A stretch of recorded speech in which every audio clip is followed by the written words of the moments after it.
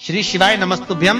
हर हर महादेव। महाराज वो 5 जरूरी बातें जिन्हें अगर आपने इस सावन नजरअंदाज कर दिया तो मां लक्ष्मी आपके घर से रूठ कर जा सकती है और दरिद्रता का साया आपके परिवार पर मंडराने लगेगा। महाराज सावन का महीना आते ही घर घर में एक अलग ही उत्साह देखने को मिलता है। हर आंगन में तुलसी माता की पूजा शुरू हो जाती है। हर सुबह हाथ जोड़कर जल चढ़ाया जाता है, शाम को दीपक जलाया जाता है।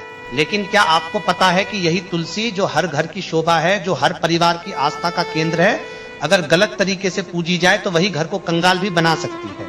एक छोटी सी भूल, एक गलत समय पर चढ़ाया गया जल और आपकी बरसों की मेहनत, आपकी सुख समृद्धि पल भर में मिट्टी में मिल सकती है। भक्तों जरा सोचिए, अगर आपकी कोई सच्ची सेवा, कोई अच्छी नियत वाला काम गलत तरीके से किया जाए तो क्या उसका पूरा फल मिल पाएगा?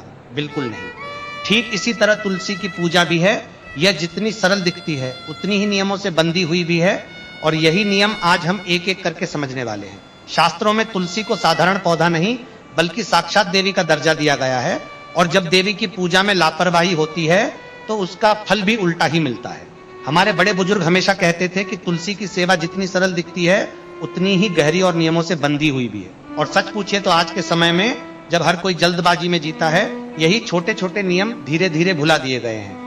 यही वजह है कि बहुत से घरों में तुलसी का पौधा होते हुए भी वहां वो बरकत नहीं दिखती जो दिखनी चाहिए। साल 2026 में सावन का यह पावन महीना 30 जुलाई गुरुवार से आरंभ होकर 28 अगस्त शुक्रवार को श्रावण पूर्णिमा के साथ समाप्त होगा और इसी दिन रक्षाबंधन का पर्व भी मनाया जाएगा। इस बार सावन में कुल 4 सोमवार पड़ रहे हैं। पहला सोमवार 3 अगस्त को, दूसरा 10 अगस्त को, तीसरा 17 अगस्त को और चौथा तथा अंतिम सोमवार 24 अगस्त 2026 को पड़ेगा। भक्तों यही वो पवित्र समय है जब भगवान शिव की आराधना के साथ साथ माता तुलसी की सेवा का भी महत्व कई गुना बढ़ जाता है। पूरे उत्तर भारत में इस दौरान शिवालयों में भीड़ उमड़ती है, कांवड़ यात्राएं निकलती हैं और घर घर में विशेष पूजा पाठ का सिलसिला शुरू हो जाता है। इसी महीने में हरियाली अमावस्या, नाग पंचमी और सावन शिवरात्रि जैसे पर्व भी पड़ते हैं जिनका अपना अलग ही धार्मिक महत्व है। कहीं मंगला गौरी व्रत रखा जाता है तो कहीं सुहागिन महिलाएं अपने पति की लंबी आयु के लिए विशेष पूजा करती है। इस पूरे माहौल में जब चारों तरफ भक्ति और श्रद्धा का वातावरण बना हुआ हो तो घर के आंगन में लगी तुलसी की सेवा भी उतनी ही श्रद्धा से होनी चाहिए, क्योंकि यही वो समय है जब हर छोटी बड़ी पूजा का फल कई गुना बढ़कर मिलता है। ऐसे पावन महीने में अगर हमने तुलसी माता की सेवा में कोई भूल कर दी तो उसका असर सामान्य दिनों से भी कहीं ज्यादा गहरा पड़ सकता है। भक्तों, तुलसी की सही सेवा करने से आपका घर कैसे धन धान्य से भर सकता है। माताओं बहनों, मैं आपसे बड़े ही विनम्र भाव से निवेदन करता हूं कि इस वीडियो को बीच में कहीं से मत छोड़िएगा। अगर आपने बीच का कोई हिस्सा छोड़ दिया तो हो सकता है वही सबसे जरूरी उपाय आपसे छूट जाए और आगे चलकर आपको इसका पछतावा हो। इसलिए धैर्य के साथ शांत मन से पूरे ध्यान से इस वीडियो को अंत तक जरूर देखिए ताकि तुलसी माता की कृपा आपके और आपके पूरे परिवार के ऊपर सदा बनी रहे। भक्तों, इससे पहले कि हम आगे बढ़े एक छोटी सी बात आपसे साझा करना चाहता हूँ। अक्सर लोग पूछते हैं कि आखिर घर में कौन सी तुलसी लगानी चाहिए, क्योंकि बाजार में तुलसी की कई किस्में मिलती हैं। हमारी परंपरा में मुख्य रूप से 2 तरह की तुलसी का जिक्र मिलता है। एक रामा तुलसी जिसकी पत्तियां हल्के हरे रंग की होती हैं और दूसरी श्यामा तुलसी जिसकी पत्तियां थोड़ी गहरे बैंगनी रंग की झलक लिए होती हैं। दोनों ही तुलसी को पूजनीय माना जाता है, लेकिन घर की पूजा और नियमित सेवा के लिए रामा तुलसी को अधिक प्रचलित और शुभ माना जाता है। अगर आपके घर में अभी तक तुलसी का पौधा नहीं है तो इस सावन के पावन महीने में एक अच्छा शुभ मुहूर्त देखकर तुलसी जरूर लगाइए। इसे नई शुरुआत के रूप में देखा जा सकता है। चलिए तो सबसे पहले उस मूल प्रश्न की बात करते हैं जिसे जानने के लिए आप यहाँ तक आए हैं। आखिर तुलसी में किस तरह का जल कभी नहीं चढ़ाना चाहिए और किन बातों का ध्यान रखकर आप अपने घर में स्थायी रूप से माँ लक्ष्मी को बसा सकते हैं। शास्त्रों में यह बात बार बार दोहराई गई है कि जिस घर के आंगन में तुलसी का हरा भरा पौधा लहलहाता है वहां साक्षात माँ लक्ष्मी स्वयं वास करती है। ये कोई साधारण कहावत भर नहीं है, बल्कि सदियों से चली आ रही एक गहरी आस्था है जिसे हमारे पूर्वज पीढ़ी दर पीढ़ी आगे बढ़ाते आए। जो परिवार तुलसी की सेवा पूरी श्रद्धा और सही विधि से करता है उस परिवार पर धन की देवी की कृपा हमेशा बनी रहती है। वहां किसी भी तरह की कमी नहीं आती। लेकिन ध्यान रखिए भक्तों, जहां श्रद्धा के साथ सही नियम भी जरूरी हैं, वहीं अनजाने में की गई एक भी भूल इस कृपा को क्रोध में बदल सकती है। इसीलिए आज हम एक एक करके हर उस नियम को समझेंगे जिससे आपकी तुलसी सेवा पूर्ण और फलदायी बने। अब सबसे पहली और सबसे जरूरी बात, तुलसी में जल चढ़ाने का सही समय क्या है। कई माताएं और बहनें सुबह उठते ही बिना स्नान किए या फिर देर दोपहर में जब भी थोड़ा समय मिल जाए तुलसी को जल दे देती है। भक्तों, यह तरीका बिल्कुल गलत माना गया है।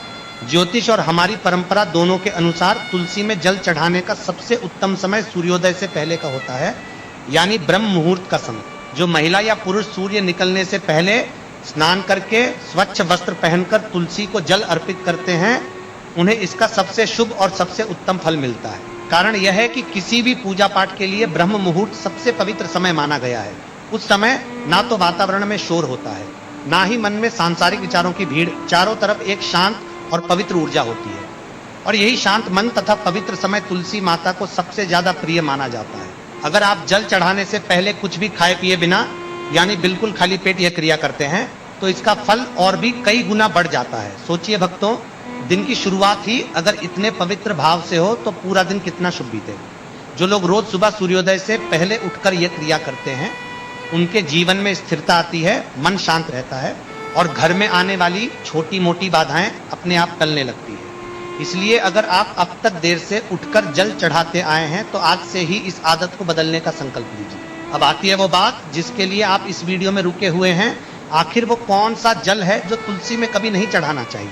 भक्तों, ध्यान से सुनिए, क्योंकि यही वो 5 बातें हैं जो हर घर में जाननी बेहद जरूरी है। सबसे पहली और सबसे बड़ी बात यह ध्यान रखिए कि रविवार के दिन तुलसी में भूलकर भी जल नहीं चढ़ाना चाहिए। यह नियम इतना महत्वपूर्ण माना गया है कि हमारे पूर्वज इसे बार बार दोहराते थे, और आज भी गांव कस्बों में यह परंपरा बड़ी श्रद्धा से निभाई जाती है। मान्यता है कि रविवार के दिन माता तुलसी स्वयं एकादशी जैसे व्रत की स्थिति में होती हैं, और इस दिन उनकी जड़ में जल डालने से उनकी साधना भंग हो जाती है, जिससे वे रुष्ट हो जाती है। इसी तरह रविवार को तुलसी के पत्ते तोड़ना भी वर्जित माना गया है। इसलिए अगर आपको पूजा के लिए तुलसी पत्र चाहिए तो उन्हें एक दिन पहले ही, यानी शनिवार को तोड़कर संभाल कर रख लीजिए, लेकिन रविवार की सुबह भूलकर भी तुलसी के पास कैंची या नाखून लेकर मत जाइए। दूसरी बड़ी बात, जब तक आप स्वयं स्नान न कर लें तब तक तुलसी को जल कभी नहीं देना चाहिए। शास्त्रों की मान्यता है कि तुलसी को अशुद्ध अवस्था में जल चढ़ाना उनका अनादर करने जैसा है, क्योंकि तुलसी की पूजा शुद्धता की मांग करती है। इसी तरह पैरों में जूते चप्पल पहनकर तुलसी को जल देना भी अशुभ माना गया है, इससे पूजा का फल घट जाता है। जल चढ़ाते समय एक और सूक्ष्म लेकिन बेहद जरूरी बात का ध्यान रखिए, वह यह कि जो जल आप तुलसी को दे रहे हैं वह लौटकर आपके अपने पैरों पर ना गिरे। ऐसा होना तुलसी माता के अपमान के समान माना जाता है।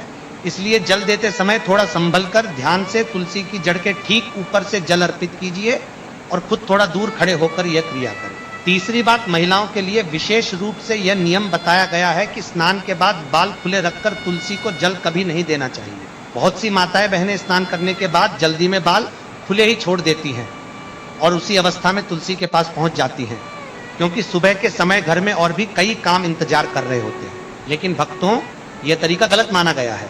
परंपरा के अनुसार महिलाओं को हमेशा अपने बाल बांधकर माथे पर सिंदूर या टीका लगाकर ही तुलसी में जल अर्पित करना चाहिए। ऐसा करने से ही तुलसी माता का पूरा आशीर्वाद प्राप्त होता है और घर में सुहाग व सौभाग्य दोनों बने रहते हैं। चौथी बात, कभी भी गंदा, बासी या अशुद्ध जल तुलसी को अर्पित मत कीजिए। कई बार लोग जल्दबाजी में घर के किसी भी बर्तन का बचा हुआ पानी उठाकर तुलसी में डाल देते हैं, यह सोचकर कि जल तो जल ही होता है। भक्तों, यह भी एक बड़ी भूल है। तुलसी को हमेशा स्वच्छ ताजा जल ही चढ़ाना चाहिए, और अगर हो सके तो तांबे के लोटे से जल अर्पित करें। तांबे के पात्र का जल तुलसी के लिए विशेष रूप से शुभ और लाभकारी माना गया है, क्योंकि प्रातः काल शरीर और मन दोनों पवित्र होते हैं, और उस पवित्रता में तांबे के पात्र का जल मिलकर तुलसी को अत्यंत प्रिय हो जाता है। जिन घरों में नियमित रूप से तांबे के लोटे से तुलसी को जल दिया जाता है, वहां सकारात्मक ऊर्जा का प्रवाह बना रहता है। पांचवी और आखिरी बात, कभी भी उबलता हुआ या बहुत ज्यादा गर्म जल तुलसी को मत चढ़ाइए, और ना ही किसी भी तरह का केमिकल युक्त पानी।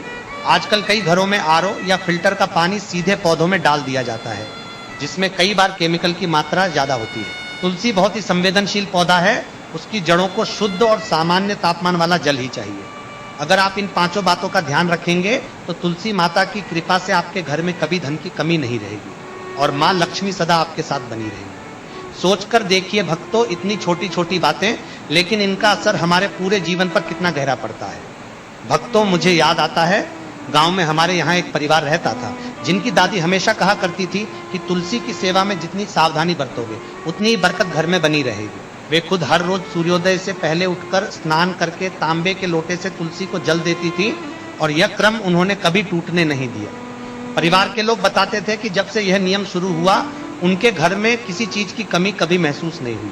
भक्तों, यह कोई चमत्कार की कहानी नहीं बल्कि अनुशासन और श्रद्धा की मिसाल है। जब हम किसी भी काम को नियम और भाव के साथ करते हैं तो उसका प्रभाव धीरे धीरे हमारे पूरे जीवन में दिखने लगता है और तुलसी सेवा भी उसी अनुशासन का एक हिस्सा है।